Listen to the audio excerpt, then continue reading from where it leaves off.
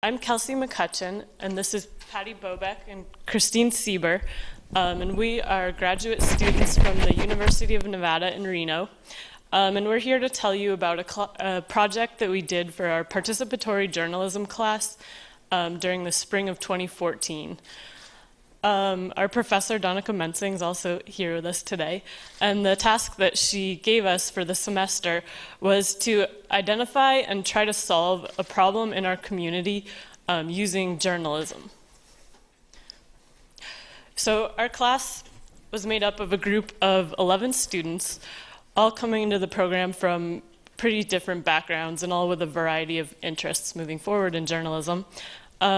And so to get us kind of started and focused on solving the problem together, we used a process called design thinking, which is a method for solving problems looking for inspiration, ideation, which is basically brainstorming a whole bunch of different ideas, prototyping ideas, doing usability tests, and then implementing a solution. So we went on a field trip to the Bay Area and visited the Stanford Design School, where we learned about how they were using design thinking to solve a lot of different real-world problems. And while we were there, we also stopped at a design firm called Ideation and started to think of ways that we could use the design thinking skills to solve problems related to journalism.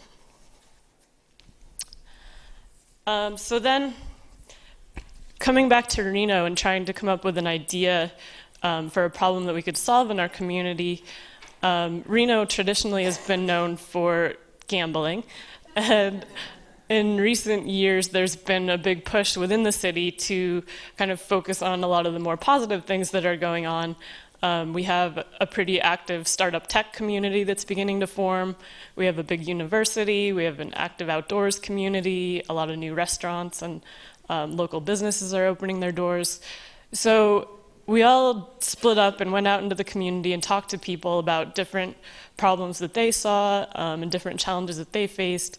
And a theme that we kept running into between what we heard from everyone was that there was a disconnect between the university community, which is kind of isolated physically and communication-wise from the rest of the community. So disconnect between them and the growing startup tech community. And these were two groups that had quite a bit in common, but just weren't communicating. So to elaborate, there wasn't really a need for another website touting startup success stories. A lot of the local news agencies were already doing that, and they were doing a great job. But there was a desire for startups to tap into a really talented student pool. So it became a constant cycle of ideation and going back to the startup community for feedback. We initially proposed an online job board, which they liked, but they also really wanted face-to-face interaction with students and startups. So we went back and then we proposed a scavenger hunt networking event, which was fun, they admitted, but there was a understandable concern about how much value running around the city looking for miscellaneous items would actually add to finding qualified job candidates. So this cycle of ideation continued. We thought of ways we could mix a formal internship fair, job fair, open house, campus mixers but allowing the fun of students and startups getting to know about each other and then learn about the fun, unique startup culture we have. We'll elaborate on this later, but of the 25 startups that ended up working with us for the biggest little startup fair, which is what we ended up coming up with, we have a lot of unique startups that students didn't know about. Of the 25 here, 4 that really are quite unique in my opinion. We have a bike training startup, we have a cloud-based goat herd management system, there's eye tracking software, and then there's a slip-on boot cover fashion startup, and I heard recently that they're going to be on Shark Tank. So there's that, but the biggest little startup fair is what we ultimately came up with. So the next step was implementation, and by the time that we reached our final idea, we had about 6 weeks left in the semester to pull off this event. So we ran into needing to please both the university community and the community at large. So graduation was quickly approaching. We had to find a date that worked with graduation and worked with other community events that were going to go on. So the first step was to form a formal steering committee, and that comprised of students from our class. It comprised of people from the startup community. We had City of Reno officials there, as well as university officials. So then the next step was logistics, which proved to be a huge challenge. We had to find space, we had to do marketing, we had to find rentals, we had to find sponsors, we had to do invitations.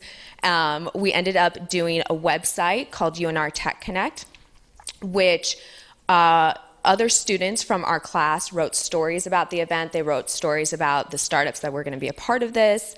So we used it as a way to get out this ultimate grand story of what we were doing. And then we had other students from our class working on social media. And we ultimately chose to host this at the West Street Market, which is a place in Reno that is in downtown. And the idea behind that was to bring students from the kind of comfortable university setting into Reno to see what these companies were doing. And then we went into our event not knowing how this was going to be received, and we decided to define success.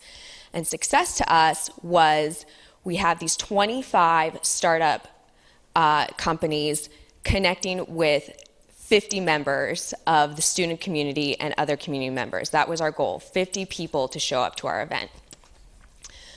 The result was our 25 startups connected with 350 people from our community.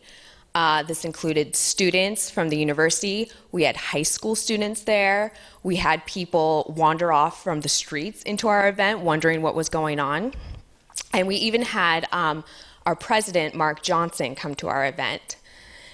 And so the result of all of this was we made connections, collaborations, we built awareness and engagement. And one of the benefits that the startups told us was that they were able to interact with one another.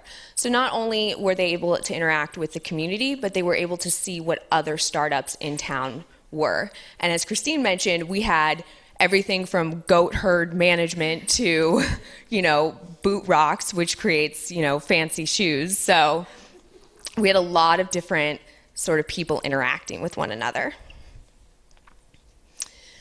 Our takeaways from this process, we did design thinking, we had to collaborate, we had to negotiate, then there was implementation. And the final step of this was we went back as a class and we said, how is this journalism? So I personally come from LA, and I worked in reality TV and documentary TV. So to me, we don't really need a reason to have an event, right? Like, you make a television show, you throw a premiere party. So for me, it was, a clear connection. But what I took away from this is the story that we built with these people. We created a communication between two entities that up until that time had remained separate, and were okay with remaining separate. So I come from a very traditional newspaper background, and when through the middle semester, I was starting to, in Vivian Schiller's words from the keynote yesterday morning, started to feel oochie about writing news stories and doing social media about the event that we were throwing. But I realized that we were ultimately building a relationship and creating dialogue between two different groups of people who probably wouldn't have connected otherwise. And that is journalism, even if it's not the newspaper that I'm so used to. So in the end, I came away from this project with a lot. And I came into the program without any journalism experience, and we just had a lot of variety of different backgrounds of people that were in the group. So this project for a lot of us was a really great chance to experiment with doing just like basic reporting and writing and publishing things on our website. And we built a database of all the startups in Reno, so we experimented with data journalism, and people hosted Twitter chats and did videos. And so it was a really good experience just to experiment with whatever aspects of journalism we felt like we still needed more experience with. And a lot of people made really good connections with the community during this event too. So people ended up getting jobs out of it, and I think we all learned a lot from it. So, thank you.